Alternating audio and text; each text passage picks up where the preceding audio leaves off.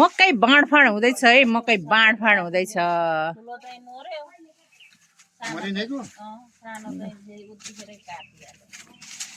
मकै भाग लाग्दैछ है गाइस, मकै भाग लाग्दैछ।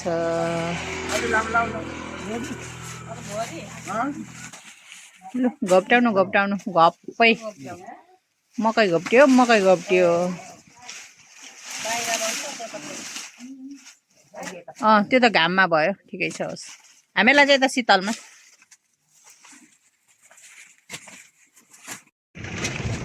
हेलो गाइस, आज चाहिँ हामीहरू के गरेर आएको दिजु?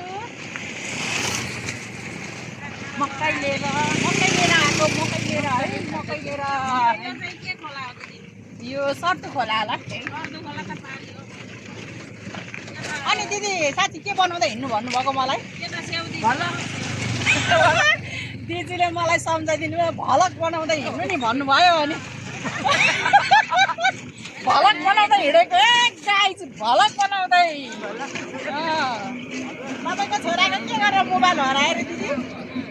भलक बनाउँदै हिँड्दा हरायो अरे। भलक बनाउँदै हिँड्दाखेरि उहाँको छोराको मोबाइल हरायो अरे। मेरो पनि हराउनु बेर छैन है गाइस। भलक बनाउँदै हिँडेको भलक। के बनाएको भन्नु फेरि एकपल्ट दिदी? भलक बनाउँदै है। ल हामी चाहिँ मकैको रास लिएर अब घरतिर लागेको। हिजोदेखिको मकैको काम गरे, 2 दिन लाग्यो। अनि भलक बनाउँदै हिँडेको गाइस। बारी के भन्नु छ दिदी? दिदीले सम्झाइदिनु भएको मलाई, भलक बनाउँदै हिँड्नु नि नानी भन्नुभयो र भलक बनाउँदै हिँडेको है। अब राख्नु कि बनाउनु? अझै बनाउनु। ए लामो त फेरि कसैले हेर्दैन हाम्रो भलक। लामो न छोटो के हेर्दैन हाम्रो भलक, र पनि बनाइदिएको है। सारा यो चाहिँ पानमाराको जङ्गल।